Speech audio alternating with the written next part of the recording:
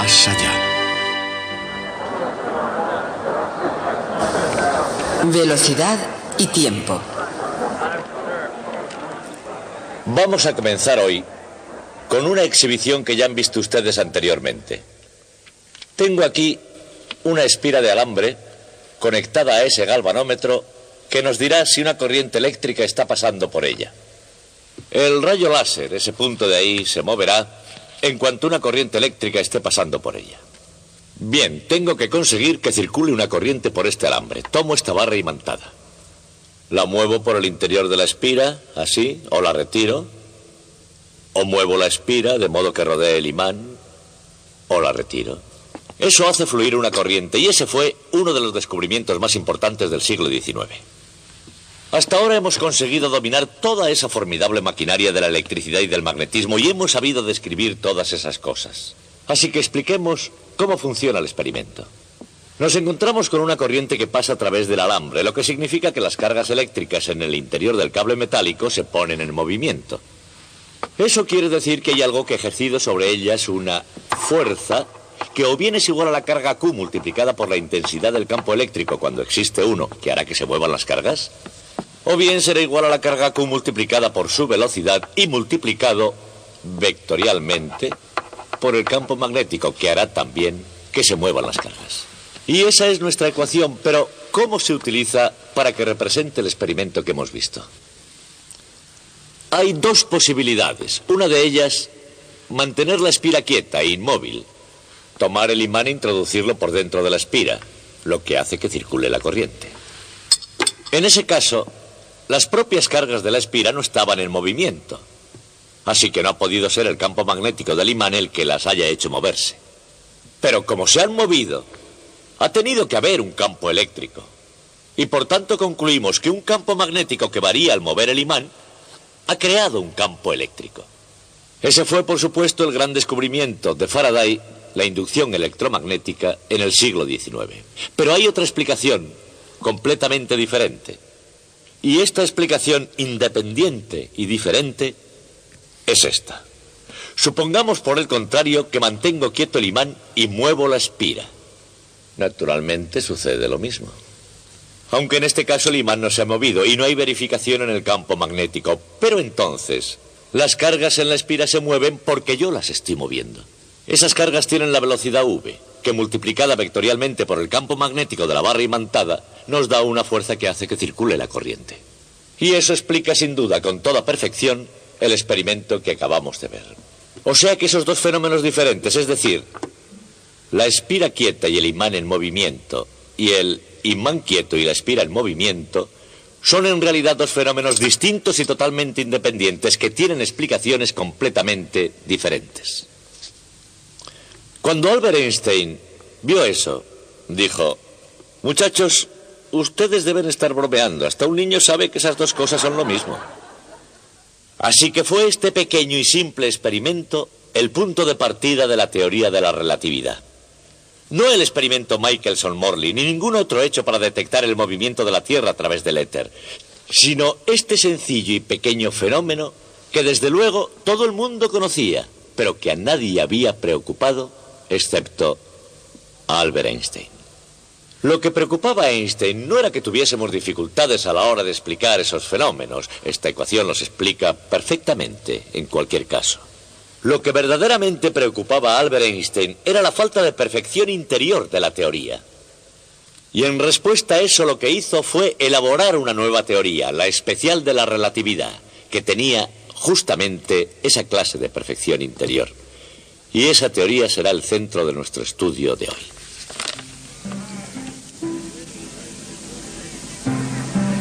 Los historiadores recuerdan el cambio de este siglo como una revolución. En cualquier campo, desde la aviación a la antropología o al arte, el abandono de la norma era radical en todos los frentes. Y el año 1905 ha quedado como un hito crucial. Es el año en que Albert Einstein invitó al mundo a continuar por la senda correcta, a pensar por un momento lo que realmente es un momento.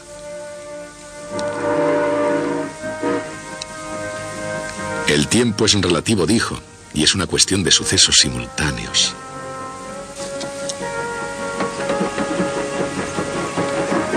Y en la relatividad de Einstein, que es una realidad independiente de cómo se la mire, la simultaneidad es cuestión de opiniones.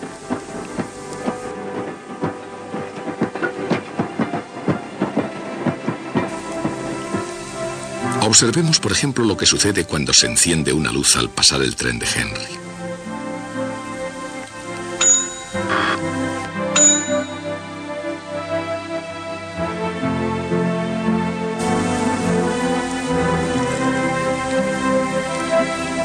La luz alcanza la parte de delante y la parte de atrás del tren al mismo tiempo. Al menos, así es como lo ve Henry. Pero vamos a considerarlo desde el punto de vista de un observador en el exterior. Para Albert, que está quieto en la hierba, la parte de atrás del tren va a encontrarse con la luz y la parte de delante tiende a alejarse de ella.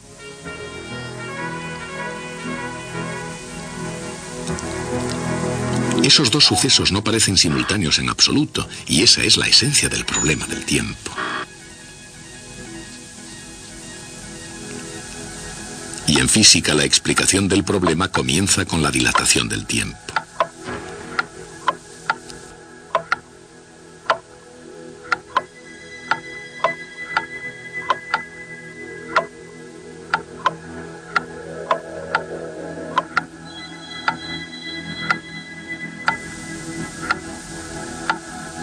Dada la constancia de la velocidad de la luz, no hay duda de que un simple reloj de rayos de luz en movimiento se atrasa según el factor gamma.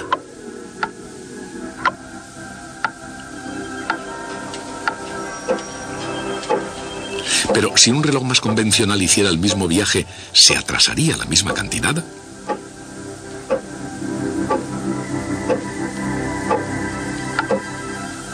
La respuesta va a estar hecha a tiempo, porque si solo se retrasara el reloj de rayos de luz, se podrían comparar sus tiempos, y entonces si sus tiempos coinciden, ambos estarían en reposo.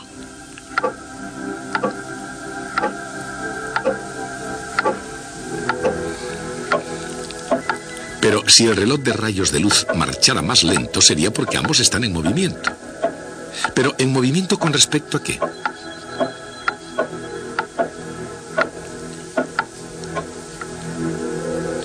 La premisa básica de la teoría de la relatividad es que no puede haber ni movimiento absoluto ni reposo absoluto. Y si no existen esas condiciones, no puede haber ningún experimento que las detecte. Así que, si la teoría de la relatividad es correcta, todos los relojes del universo deben comportarse exactamente igual que un reloj de rayos de luz. Y eso no es precisamente un descubrimiento sobre los relojes. Es un hecho sobre la naturaleza misma del tiempo.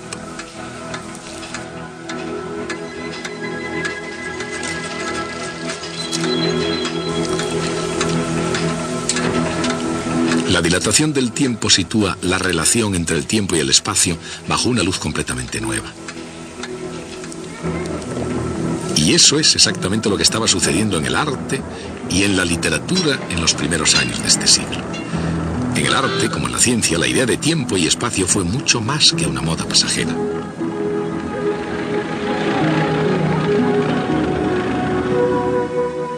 Justo cuando Einstein intentaba poner todo bajo una nueva perspectiva, Virginia Woolf apremiaba a los escritores a que fueran más allá de la formalística vía férrea de una frase. Ningún escritor innovó más en el tiempo y en el espacio que James Joyce. Como el mundo de Einstein, escribe el crítico Edmund Wilson, el mundo de Joyce está siempre cambiando cuando lo perciben observadores diferentes en tiempos diferentes. Y así todo giró alrededor del reloj para científicos y artistas, para músicos y matemáticos, para poetas y filósofos.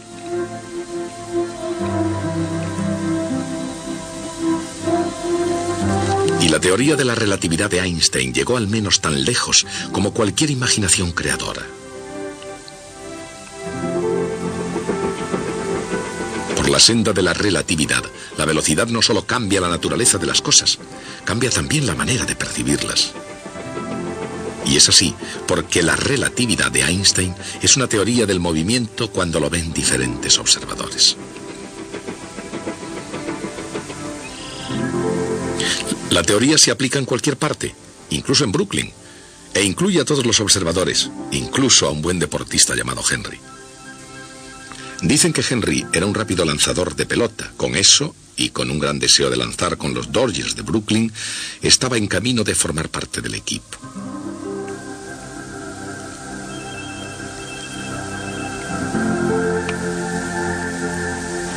Algunos dicen que Henry podía hacer volar una pelota de béisbol casi a la velocidad de la luz.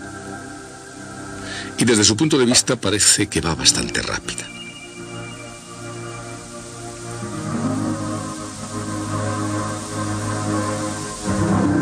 Pero desde donde está su amigo Albert, parece ir incluso más rápida. ¿Podría la velocidad de la pelota sumada a la velocidad del tren hacer que el lanzamiento de Henry pareciera ir incluso más rápido que la velocidad de la luz? Por supuesto que no, porque ni siquiera sobre un tren, entrenándose en pruebas de velocidad, nada viaja más rápido que la velocidad de la luz. Entonces, ¿qué es lo que está pasando aquí? Las estadísticas del béisbol lo resuelven utilizando un diagrama espacio-tiempo donde, desde el punto de vista de Henry, la pelota recorre un camino y Albert recorre otro.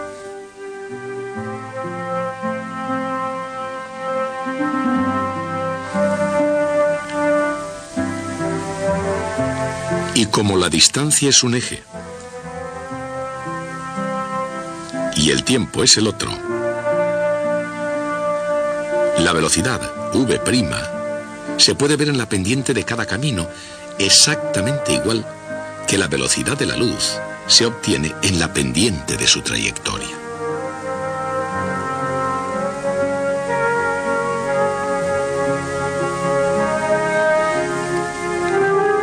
En este gráfico, la luz recorre una unidad de distancia en cada unidad de tiempo. Así que c es igual a 1. Al mismo tiempo, el tiro de Henry tiene una velocidad u sub x' de 0,6.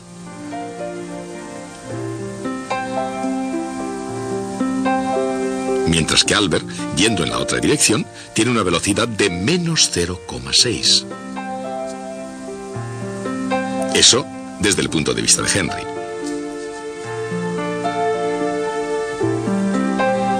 Por otra parte, tal como ve las cosas Albert, la velocidad de la luz continúa siendo la misma, pero todas las demás velocidades se transforman, porque todas las pendientes se miden respecto a ejes oblicuos. Por supuesto, la luz sigue recorriendo una unidad de distancia en cada unidad de tiempo, por lo que c sigue siendo igual a 1.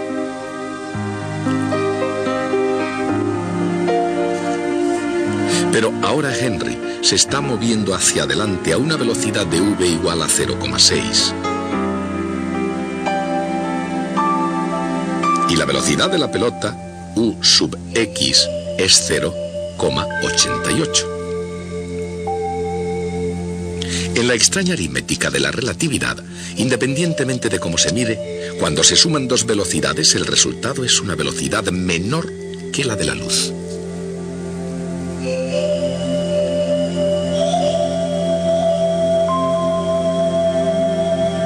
Así, mientras que Albert estará seguramente de acuerdo en que Henry arroja una pelota a gran velocidad,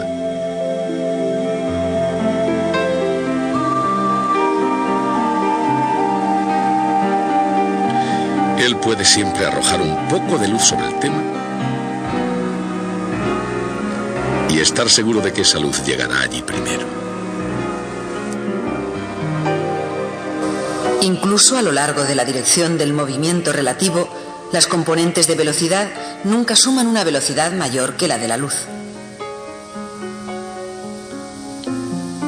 Y la transformación de la velocidad afecta a las componentes perpendiculares al movimiento, porque, aunque las distancias sigan siendo las mismas, el tiempo cambia de un sistema a otro.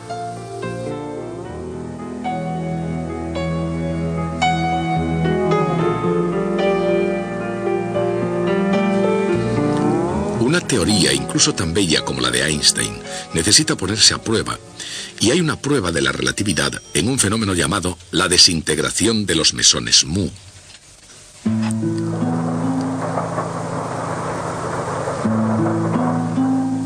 But we do have some clocks. Hace un cuarto de siglo, el doctor David Frisch, del MIT, Instituto de Tecnología de Massachusetts, y el doctor James Smith, de la Universidad de Illinois, filmaron un experimento clásico comprobando la relatividad de la dilatación del tiempo relativista. Y lo hicieron midiendo el flujo a través de la atmósfera de una partícula subatómica radioactiva llamada mesón mu. Creados en lo alto de la atmósfera terrestre por los rayos cósmicos procedentes del espacio exterior, los mesones mu salen disparados hacia abajo en línea recta a una velocidad próxima a la de la luz. Los experimentos de laboratorio, como el realizado aquí por el Dr. Smith, muestran que los mesones mu se desintegran de modo natural después de una vida media de solo 2 millonésimas de segundo. Y eso significa que incluso yendo a una velocidad próxima a la de la luz, no recorrerían mucha distancia a través de la atmósfera antes de desintegrarse. O por decirlo de otra manera, Frisch y Smith, después de haber registrado 568 mesones mu por hora en su detector en la cima del monte Washington, calcularon que a la base de la montaña solo deberían llegar 27 por hora.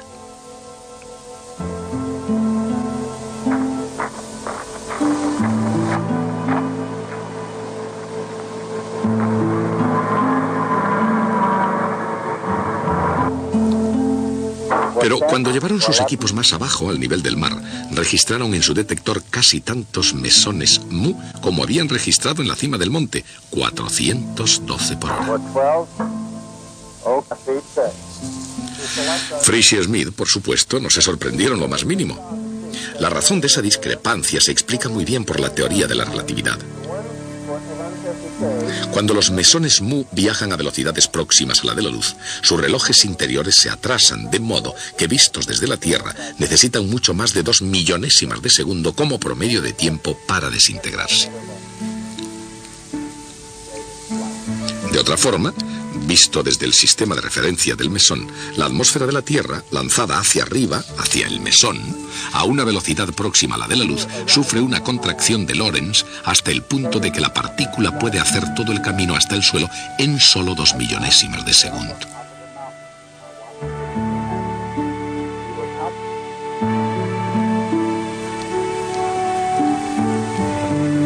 Un conjunto de gemelos nacidos prácticamente al mismo tiempo y en el mismo espacio se parecen mucho superficialmente.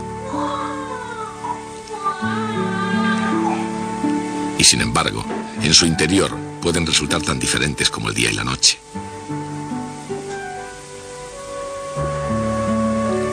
Ser tan iguales y tan diferentes al mismo tiempo puede ser la paradoja esencial de los gemelos idénticos.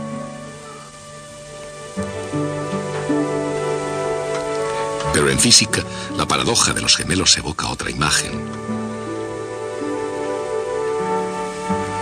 Y comienza con un hecho extraordinario sobre los relojes, lo mismo que la teoría de Einstein.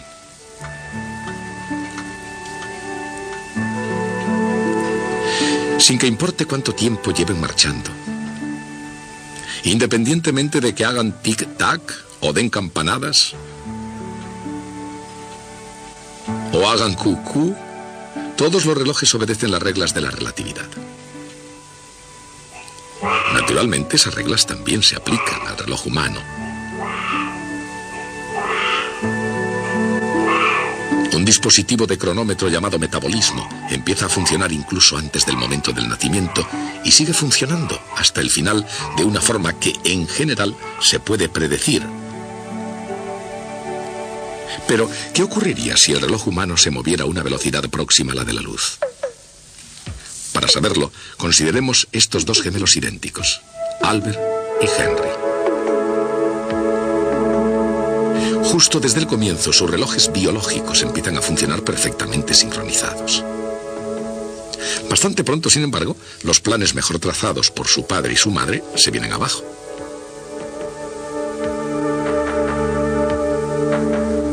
En vez de dentista, Albert se hace científico. Henry elige lo que queda de los inmensos espacios libres, el propio espacio.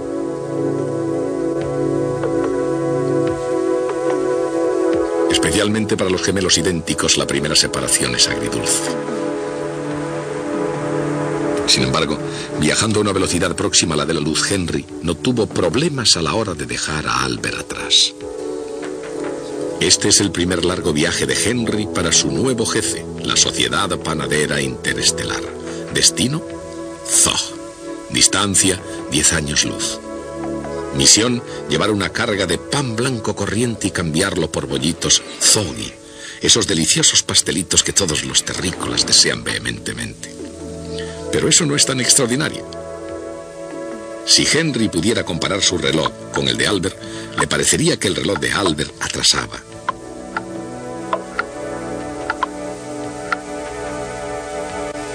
Y si Albert pudiera comparar su reloj con el de Henry, encontraría que el de Henry atrasaba. Y eso representa una paradoja. ¿Cómo puede cada uno de los dos relojes funcionar más lento que el otro? Afortunadamente, en la teoría de la relatividad no hay problema en absoluto. Por una parte, no habrá problema mientras los dos estén separados. Pero, ¿qué sucederá cuando no estén separados? Digamos, cuando se junten para celebrar una reunión familiar. Una vez más, eso no es problema para la teoría de la relatividad. El hermano Henry, a una velocidad próxima a la de la luz, necesitará unos 10 años para llegar a Zog, situado a 10 años luz. Y después otra década para traer sus bollitos a la Tierra. Para Albert son unos 20 años, pero para Henry, el gemelo que de hecho está viajando, la situación parece diferente. Como en virtud de la contracción de Lorentz, la distancia a Zog está contraída, ese trayecto es tan rutinario como el del repartidor de la leche. Unos cuantos solitarios con una baraja, 40 abrir y cerrar de ojos, y en lo que afecta a Henry, ya puede saludar las luces brillantes de la ciudad de Zog. Luego, con igual rapidez, debido a que la distancia se contrae de nuevo, ya está de vuelta en la Tierra. Y así, cuando ellos comparan sus relojes biológicos, aunque el resultado sea asombroso, no hay ninguna paradoja. Henry, el gemelo que salió disparado y luego regresó, solo ha envejecido un par de meses. Mientras que Albert, el gemelo que nunca conectó los sistemas inerciales, ha envejecido 20 años. Así que, incluso entre parientes, el tiempo es relativo.